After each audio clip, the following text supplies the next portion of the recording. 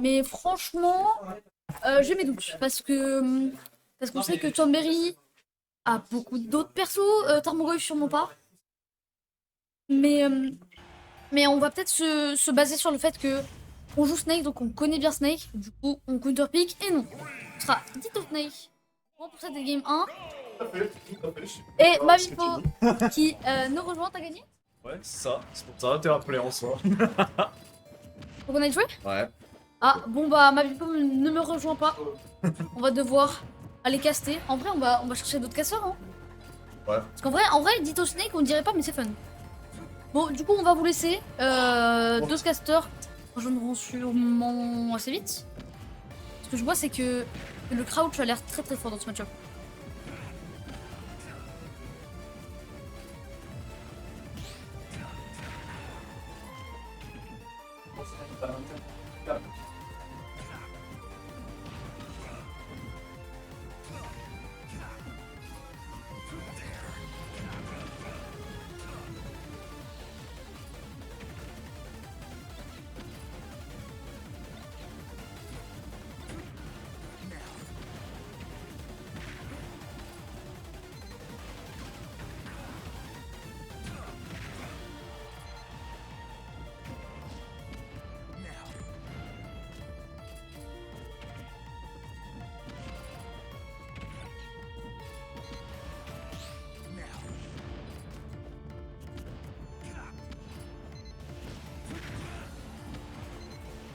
En fond.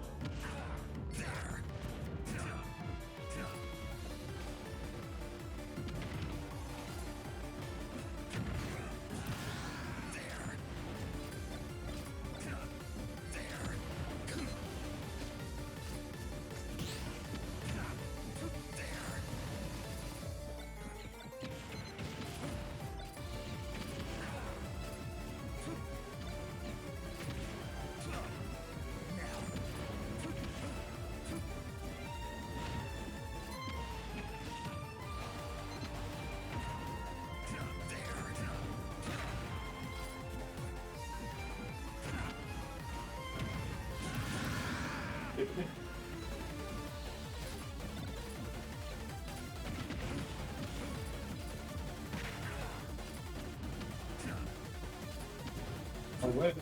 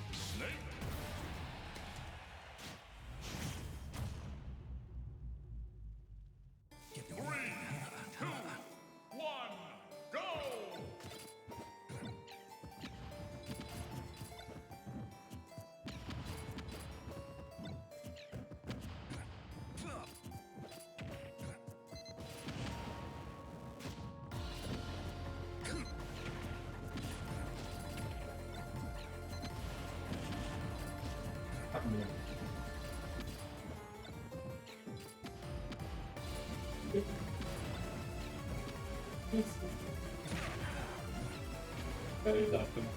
Ah oui, c'est la vraie. Et non, mais c'est moi qui ai fait par rapport.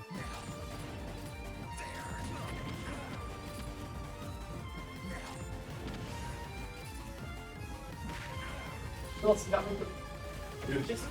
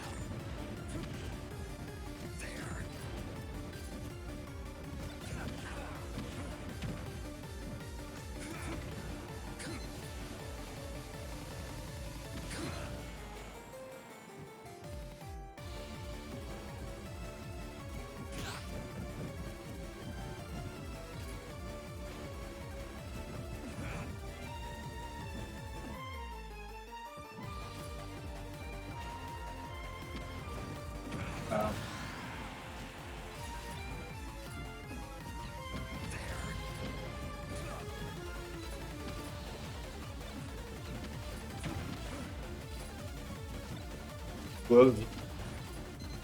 Ah bon, forcément.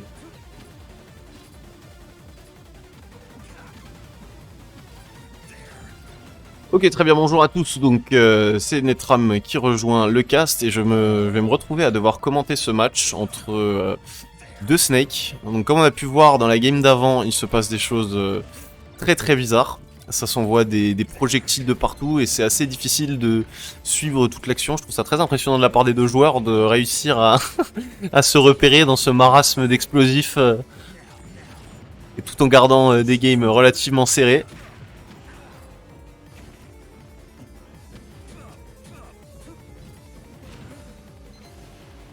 Ok, très bien, on aura eu un bon mouvement de la part de Tomberry et on va réussir à le trouver avec la Nikita. On va réussir du coup à close cette stock et là du coup on se retrouve avec un lead assez conséquent du côté de Tomberry. Le Snake camo classique contre le Tigre Rouge. Ok, belle reco. On a réussi à éviter la Nikita avec le upper et à suffisamment delay Sariko pour ne pas se prendre le F-Smash en tout frame également.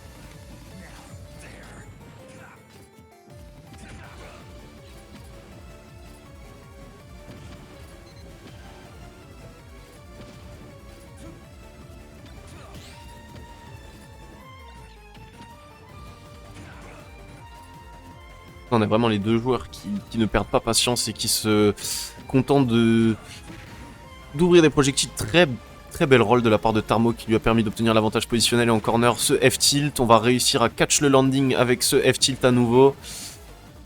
Situation de Shrap, on va essayer de l'avoir avec la Nikita, ça ne passera pas. On a tenté le C4 pour éventuellement intercepter la recovery et ce F-tilt qui justement pour l'instant fait le café, mais on l'a tellement utilisé que le move est un peu stale et donc du coup ça ne tuera pas même à ces pourcentages là. Et on va tout de même réussir à avoir cette Nikita, ce n'était pas takeable. Et on se retrouve de nouveau dans une situation assez even.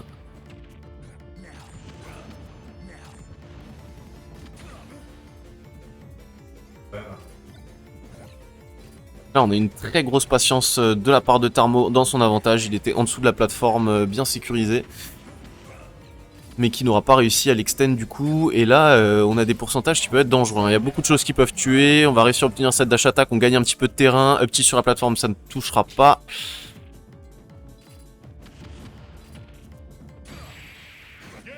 Et ce beau up petit sur la plateforme qui catch partout. Voilà. Et on part sur une, du coup, sur une game 3, un partout, égalisation de la part de Tomberry. Alors je sais pas si tu avais la fin de la game 1 parce qu'elle était particulièrement croustillante. Pas du tout. En fait c'est simple, on a tous cru que Tom Berry avait gagné, puisque ce qui s'est passé, c'est que, alors, Tarmo était du côté gauche du stage, Tom Berry était à droite, Tarmo fait une Nikita, Tom Berry fait une Nikita. La Nikita de Tom Berry touche Tarmogoyf, kill screen, Tarmo est éjecté, sauf qu'en fait, vu qu'il a été touché, bah, la Nikita de Tarmo elle a continué à avancer, et en fait elle a touché Tom Berry, et ça l'a tué sans kill screen. Ce qui fait qu'en fait, moi j'ai vu Tarmo mourir, et puis après j'ai vu Tarmo sur l'écran de victoire, c'était assez bizarre. Franchement, j'ai essayé de commenter cette game depuis avant, mais c'est très difficile de commenter ce qui se passe à l'écran. Et globalement, ça fait boum. Globalement, ça fait boum. T'as très bien résumé, on va dire, ce qui se passe dans le match. Est-ce qu'on est SBF depuis. Ouais, on est aussi SBF, SBF et SBF de nouveau. Regarde maintenant. Il n'y a pas sac à main pour nous donner la fameuse anecdote sur. Il y a un Rayman dans la glace. Je vais le faire. Mais du coup, tu as pu t'en charger, voilà. Exactement. Donc on est parti, on est très even hein, globalement. Des bombes, et celui qui a le plus de pourcents prend le petit et il est mort. C'est à peu près ça, même si parfois il y a des Nikita qui arrivent à toucher. Et c'est vraiment ça. En fait, c'est chacun se met de son côté du stage, sort quelques grenades, fait une Nikita de temps en temps, ce qui va pousser l'adversaire soit à la shield, soit à faire un commit positionnel. Et une fois qu'il y en a un qui fait un commit positionnel, bah c'est simple, il y en a un des deux qui va faire une dash attack. Et à partir de là, c'est comme ça que voilà. C'est simple, on a eu un commit positionnel, Tom Berry qui a bien hit qui allait en haut, dash attack, into up tilt. Non mais j'en peux plus. C'est quoi mais on est censé dire quoi? À l'aide. Clairement en tout cas qui arrive très bien à catch les différentes options de Tom Berry à chaque fois avec CF tilt. Le seul problème c'est qu'il y a plein de fois où il aurait pu être en occasion de tuer avec son move, mais il l'a tellement stale, ok double up tilt. What? Redouble up tilt. Ok très bien, on a réussi à voir l'explosion et à réagir avec un bon back air bien haut. Un camion en termes de poids. Et là on voit que on a quand même une bonne avance hein, pour une histoire globalement dessus. Quand même pas trop malin. Tellement de choses partout j'en peux plus. Ça me fait mal aux yeux. Ok très bien. Ça c'est très bien vu de la part de Tom Berry. Très bien vu, on va réussir à clore la stock de cette manière. Un peu bloqué là pour Tarmo, j'ai l'impression on n'arrive pas à faire partir cette stock et... Ok, j'ai rien dit, elle s'est capée d'arriver. Je ne l'avais pas vu. Et visiblement lui non plus. Le problème c'est quel est ton C4, quel est le C4 de l'adversaire. Et là on va s'auto C4. Je peux même pas dire lequel était le C4 et lequel était la grenade. Il y a trop d'explosions partout. C'est assez tranquillement. Passer le bounty. Derrière. La dash attack qui a d'ailleurs refaire avec cette hitbox bizarre qui envoie vers l'arrière. Il dessert plus qu'elle ne sert visiblement puisqu'elle redonne le stage control à l'adversaire dans ce type d'occasion. Oh, on a obtenu une Nikita au corps à corps. C'est passé. Donc pourquoi pas.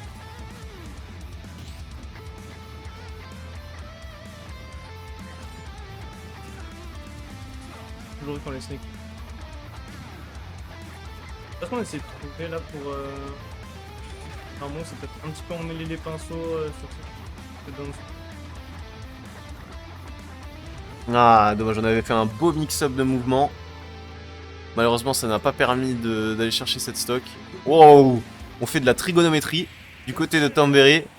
Et on va réussir à obtenir ce cypher un peu prématuré. On a un Tarmo qui est dans une situation un peu stressée. Du coup, c'est mis dans cette situation. Il ne pouvait plus suffisamment mix-up sa reco.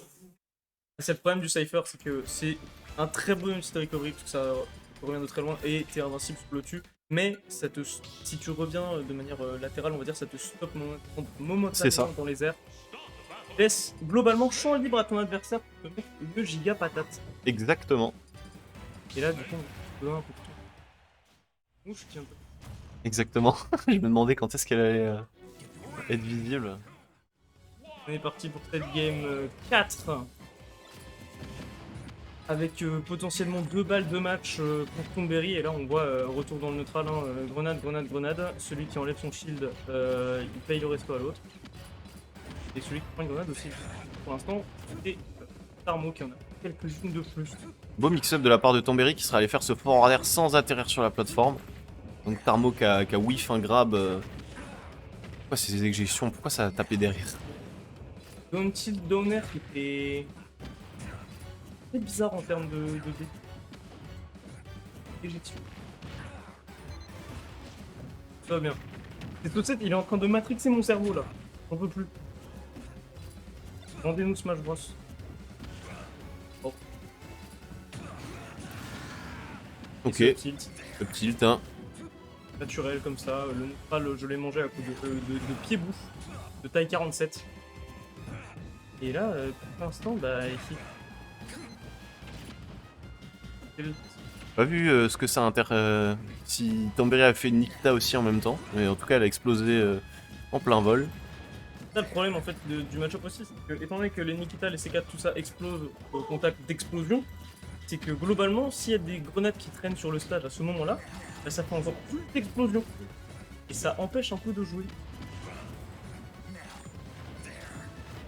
Ça, on est dans des situations qui sont à chaque fois très très chaotiques. Sachant que bah, du coup il y a les grenades de l'un, les grenades de l'autre, et il faut être capable d'anticiper le moment où chacune va exploser. Moi, je trouve que le plus beau, c'est que eux ils doivent comprendre ce qu'ils font.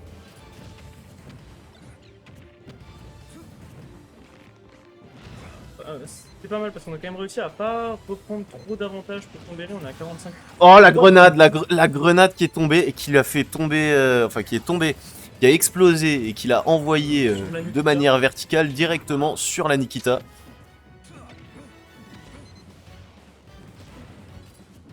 On va retrouver cette Nikita. Là ce serait bien d'essayer de retrouver une petite phase pour Tarmo histoire de remettre quelques pourcentages.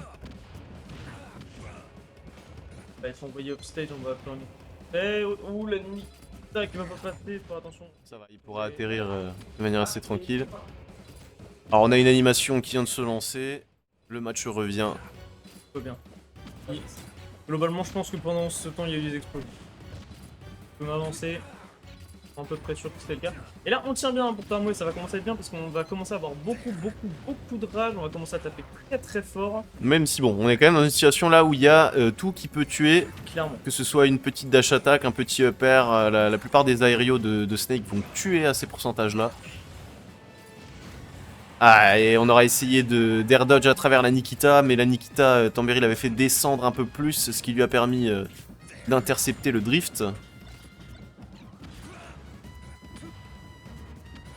Là on sent que Tomberry est un peu moins en confiance que sur la première game quand même. On voit que quand il a une stock d'avance, il n'arrive pas forcément à retrouver ses grosses phases d'avantage comme il avait pu avoir précédemment. Donc c'est un peu plus serré, toujours en la faveur de Tomberry bien évidemment, mais je pense qu'il y a un moment où...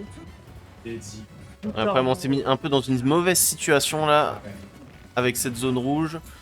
Finalement là, est-ce qu'on va quand même réussir à aller prendre cette stock? Non. Du côté de Tomberry, on évite vraiment bien les Nikita. En dehors des situations qui peuvent être vraiment junky, genre une grenade qui explose et qui l'envoie directement dedans, il s'en prend vraiment aucune.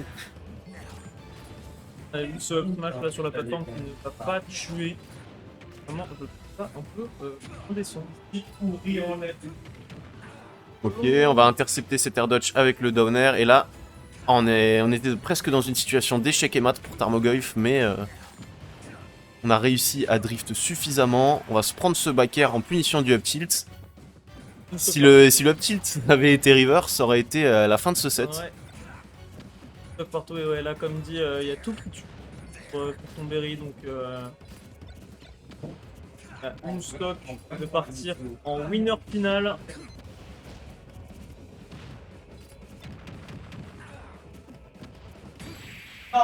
Ce tilt qui va tuer.